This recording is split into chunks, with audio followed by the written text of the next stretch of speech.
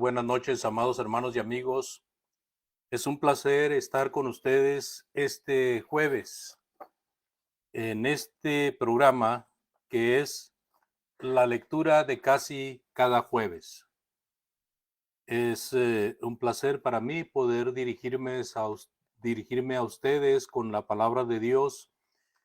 Eh, Estamos en el Evangelio de Mateo todavía, estamos prácticamente en la recta final.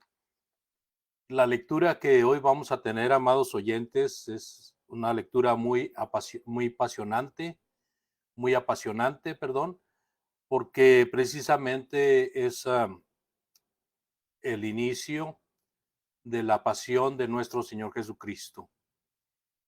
Eh, si usted me presta unos minutos, yo con gusto le leeré la porción, esperando que usted tenga su Biblia abierta para que pueda comprobar con su propia Biblia que lo que estamos leyendo es correcto. Y después nos iremos con el paso a paso, explicando los detalles más sobresalientes de la manera sencilla y más clara posible. Así de que le invito, estimado oyente, amado hermano, amado amigo, con su Biblia abierta, vamos a comenzar agradeciendo siempre el que ustedes estén interesados en las cosas de Dios. Nuestra lectura entonces es Mateo capítulo 26, versículos del 57 al 68. Dice la palabra de Dios: los que prendieron a Jesús le llevaron al sumo sacerdote Caifás, a donde estaban reunidos los escribas y los ancianos. Mas Pedro le seguía de lejos hasta el patio del sumo sacerdote. Y entrando se sentó con los alguaciles para ver el fin. Y los principales sacerdotes y los ancianos y todo el concilio buscaban falso testimonio contra Jesús para entregarle a la muerte. Y no lo hallaron, aunque muchos testigos falsos se presentaban. Pero al fin vinieron dos testigos falsos que dijeron: este dijo, puedo derribar el templo de Dios y en 3 días reedificarlo. Y levantándose el sumo sacerdote le dijo: ¿no responden nada que testifican estos contra ti? Mas Jesús callaba. Entonces el sumo sacerdote le dijo: te conjuro por el Dios viviente que nos digas si eres tú el Cristo, el Hijo de Dios. Y Jesús le dijo: tú lo has dicho. Y además os digo que desde ahora veréis al Hijo del Hombre sentado a la diestra del poder de Dios y viniendo en las nubes del cielo. Entonces el sumo sacerdote rasgó sus vestiduras diciendo: ha blasfemado, ¿qué más necesidad tenemos de testigos? He aquí ahora mismo habéis oído su blasfemia. ¿Qué os parece? Y respondiendo ellos dijeron: es reo de muerte. Entonces le escupieron en el rostro y le dieron de puñetazos, y otros le abofeteaban diciendo: profetízanos, Cristo, ¿quién es el que te golpeó?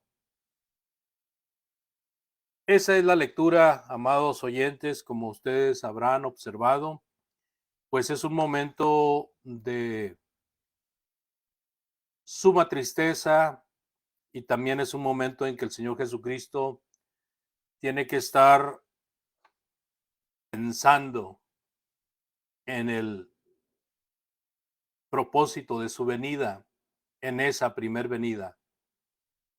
Él sin duda tenía la fortaleza que la palabra de su padre le daba, y también tenía la fortaleza de su padre, pero como un hombre, Jesucristo estuvo en estos momentos sufriendo hasta lo indecible por parte de estas autoridades, sintiéndose solo por sus discípulos, quienes de lejos lo observaban y viendo cómo se decían cosas mentirosas en contra de él con el propósito de destruirlo, que eso era lo que se perseguía, destruir al Hijo de Dios, inventando cosas, trayendo uno y otro testigo a fin de reunir los requisitos para poder canalizarlo a las autoridades romanas, porque las autoridades romanas no aceptaban reos, a menos de que hubiera pruebas fuertes en contra de él. Así de que nuestro Señor Jesucristo está ahí frente al sumo sacerdote Caifás, y también estaban reunidos los escribas y los ancianos. O sea, amados, tanto saduceos como fariseos estaban presentes en este lugar donde se pretendía llevar a cabo un juicio para condenar a Jesús, el Hijo de Dios. Ustedes recordarán cuando leímos la porción pasada que sin armas, sin necesidad de ellas, sin necesidad de algo de violencia o mucha violencia, podían haber prendido a Jesús, porque Jesús era un hombre valiente y también era un hombre manso, dispuesto a ir al matadero. Él se había entregado libremente, pero ellos, los que prendieron a Jesús, habían venido con palos y con espadas en contra de él. Y todo con el propósito de llevarlo ante una reunión clandestina, porque era a altas horas de la noche. Estas autoridades que se habían reunido gozaban de prepotencia, sudaban la prepotencia, porque violaban todo orden de la ley para juzgar lo más pronto posible el caso de Jesús. Era avanzada la noche, Jesús no tenía defensa. ¿Qué clase de juicio era este? Este lugar, que era el lugar del sumo sacerdote, era el lugar de las causas justas y defensa de los oprimidos, pero ahora es lo contrario con Jesús. Están usándolo de una manera arbitraria, abusando de su autoridad completamente. ¿Y qué pasaba con Pedro? Dice 26:58, mas Pedro le seguía de lejos hasta el patio del sumo sacerdote, y entrando se sentó con los alguaciles para ver el fin. ¿Qué pasaba con Pedro? Pedro, por su parte, estaba aparte del Señor, pero pendiente de lo que fuera a pasar o de lo que estuviera pasando. Y estaba precisamente en presencia de aquellos que habían ido a aprender a Jesús. Él esperaba ver en qué terminaba todo aquello. Así de que podemos ver a un Pedro intimidado, asustado, posiblemente nervioso, pero ahí está, aunque sea de lejos, tratando de ver qué pasaba, en qué terminaba aquello. Se habían llevado a su maestro preso y él quería saber qué iba a pasar con él. Ahí, en los comentarios, muchos coinciden en el hecho de que, al igual que Judas, Pedro y quizá todos los apóstoles, o si no, la gran mayoría de ellos, esperaban que en este momento tan difícil para el Maestro, para el Señor Jesús, Él se levantara en armas y ellos con Él para pelear en contra del imperio que los tenía oprimido. Pero ese no era el propósito de Jesús, no era el propósito de Dios, era un propósito falso, eran unas expectativas no de acuerdo a la voluntad de Dios. Jesucristo en muchas ocasiones, de alguna y otra manera, enseñó que el reino de Él era un reino espiritual, no un reino físico. Por lo tanto, no se trataba de derrocar a los romanos, sino más bien derrocar al enemigo de las almas, ya fueran los religiosos, ya fueran los romanos, pero sobre todo la influencia del maligno para que fueran libres todos aquellos que escucharan y conocieran la verdad que él traía. Así de que Pedro le seguía de lejos, esperando ver en qué terminaba todo aquello. Y dice el versículo 59, amados oyentes, y los principales sacerdotes y los ancianos y todo el concilio buscaban falso testimonio contra Jesús para entregarle a la muerte, y no lo hallaron, aunque muchos testigos falsos se presentaban, pero al fin vinieron dos testigos falsos y dijeron, este dijo, puedo derribar el templo y en 3 días reedificarlo. ¿Qué cosa leemos aquí, amados, en este versículo del 58, donde vemos aquí en el versículo 59 como los principales sacerdotes y los ancianos y todos los que se habían reunido ahí para juzgar a Jesús buscaban el falso testimonio contra Jesús? ¿Qué pasó ahí? Pues no hallaron el falso testimonio. Venía un testigo falso y daba su testimonio, venía otro testigo falso y daba su testimonio, y no coincidían esos testimonios. Pero al fin vienen dos. Pero antes de ir a esos dos, amados, quiero hacer énfasis en esto. Este concilio, formado por sacerdotes y ancianos, buscaban reunir personas que dieran falso testimonio en contra de Jesús. ¿Por qué buscaban a personas para que dieran falso testimonio? Porque Jesús ningún mal había hecho. Él no pecó mientras anduvo aquí en la tierra, no pecó y nunca ha pecado. Primera de Pedro 2, versículo 24. No se haya pecado en él, porque Jesús al venir del Padre había observado todo sin pecado. Las autoridades romanas no aceptarían un caso sin pruebas, así de que aparte de las autoridades romanas también tenemos la misma ley de los judíos. Los judíos tenían una ley que decía que no se admitiera acusación alguna contra alguien a menos de que fuera con 2 o 3 testigos.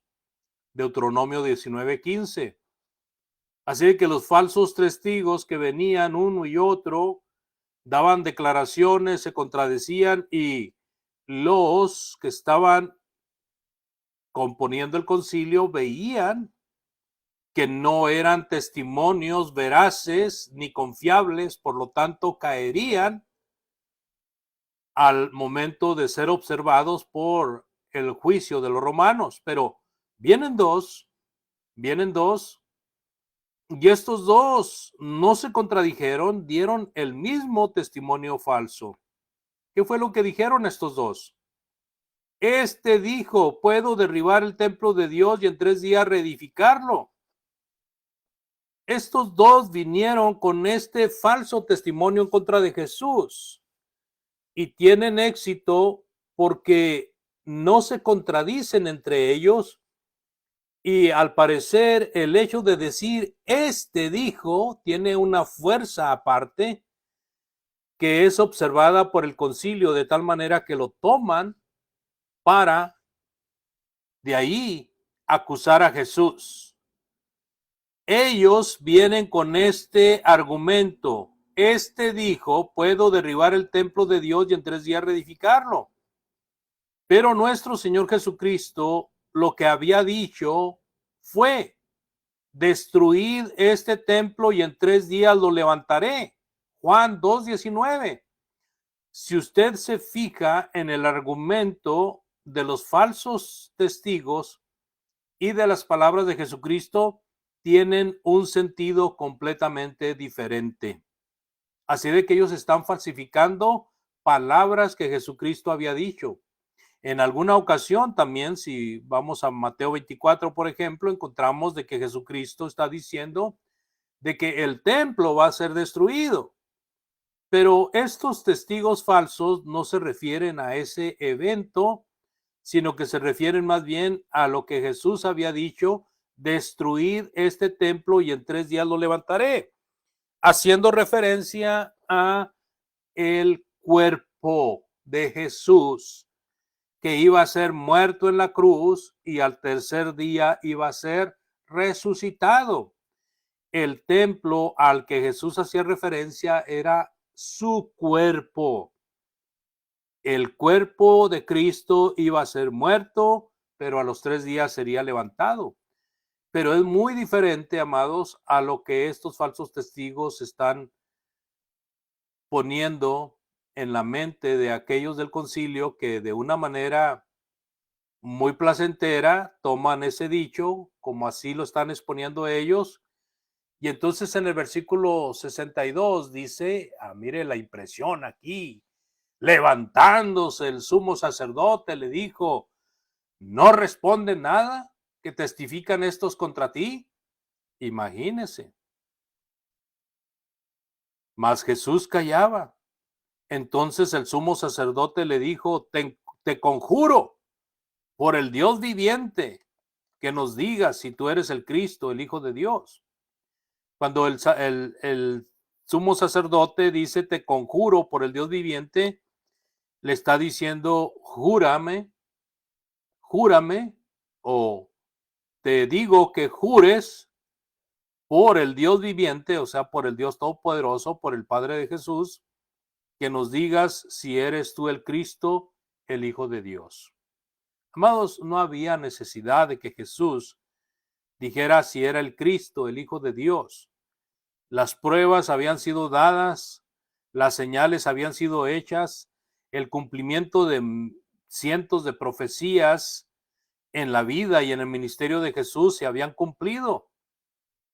Entonces Jesús, porque se hizo referencia a si tú eres el Cristo, el Hijo de Dios, les dice en el versículo 64, tú lo has dicho, y además os digo que desde ahora veréis al Hijo del Hombre sentado a la diestra del poder de Dios y viniendo en las nubes del cielo. Qué interesante lo que el Señor Jesucristo menciona aquí, porque estas palabras de Jesús tienen que ver precisamente con la exaltación que seguiría después de su muerte. Esa exaltación antecedida por su muerte, su resurrección y su asunción al cielo. Esas palabras del Señor Jesucristo tienen que ver con venir sobre las nubes como majestad, con esa gloria. Y cuando dice vendrá sobre las nubes, indica el venir sobre Jerusalén para hacerle juicio por haber desechado a Jesús y a su evangelio. Así de que el Señor Jesucristo está aprovechando este juramento que el sumo sacerdote le pide que haga para hablar de que Él es el Hijo de Dios y que va a venir en juicio sobre ellos, sobre la ciudad de Jerusalén. Así de que, amados, en el versículo 65 dice, entonces el sumo sacerdote rasgó sus vestiduras diciendo, ¡ha blasfemado! ¿Qué más necesidad tenemos de testigos? He aquí ahora mismo habéis oído su blasfemia. La blasfemia para el sumo sacerdote, y a la cual llamaba la atención de los que estaban ahí, era el hecho de que Jesucristo estaba reconociendo de que Él era el Hijo de Dios, que Él era el Cristo, y que no solamente era el Cristo y el Hijo de Dios, sino que vendría en juicio sobre ellos. Entonces esto sonó muy fuerte a los oídos del sumo sacerdote y dijo, esta es una blasfemia. ¿Qué más necesidad tenemos de testigos? Ahora el sumo sacerdote está haciendo una exageración para dar a notar que eso que había dicho Jesús era suficiente para condenarlo. Ahora ustedes mismos han oído su blasfemia. Una persona blasfema en tiempos de Jesús era muerta a pedradas.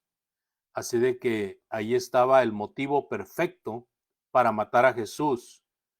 unos falsos testimonios y ahora acompañado del falso testimonio del sumo sacerdote que decía que Jesús estaba blasfemando cuando lo único que estaba haciendo Jesús era diciendo la verdad, solamente la verdad. ¿Qué os parece? Y respondiendo ellos dijeron, es reo de muerte.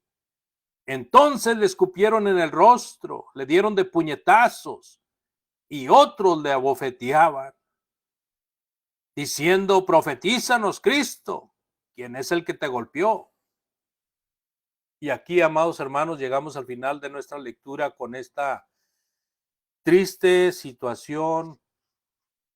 Por un lado, el sufrimiento de nuestro Señor Jesucristo y por otro lado, el pecado tan grande que están cometiendo estas personas contra el Hijo de Dios.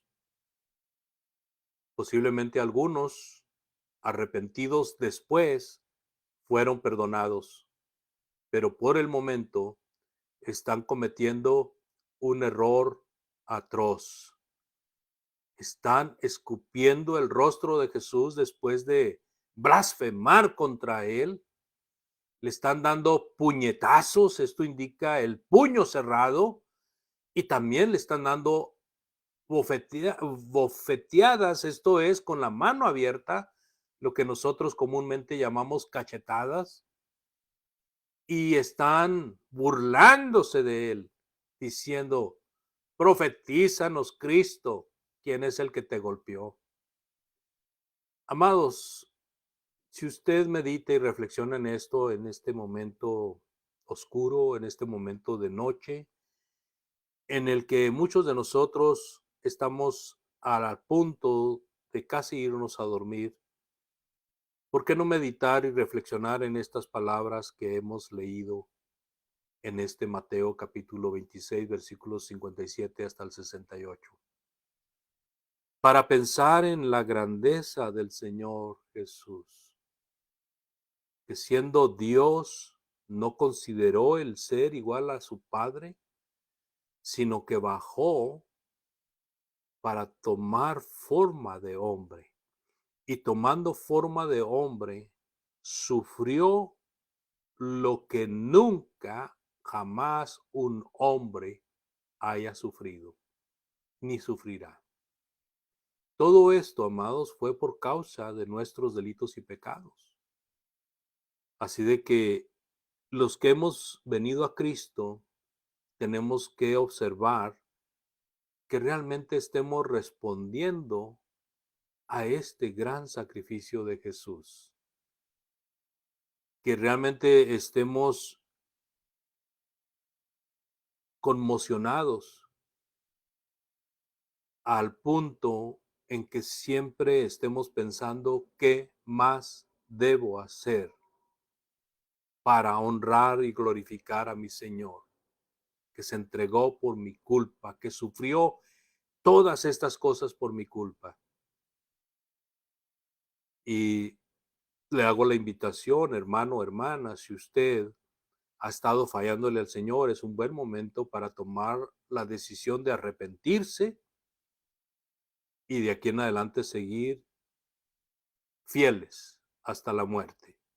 Si en algo le podemos ayudar, es cuestión de que nos ponga ahí un mensaje y con gusto lo haremos.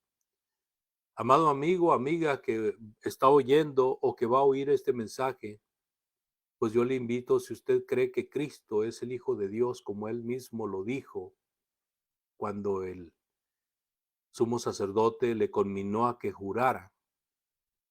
Entonces, si usted cree eso, usted necesita arrepentirse y ser bautizado para perdón de pecados. También si usted necesita ayuda para llevar a cabo esto, con toda confianza escríbanos y con gusto le contestaremos.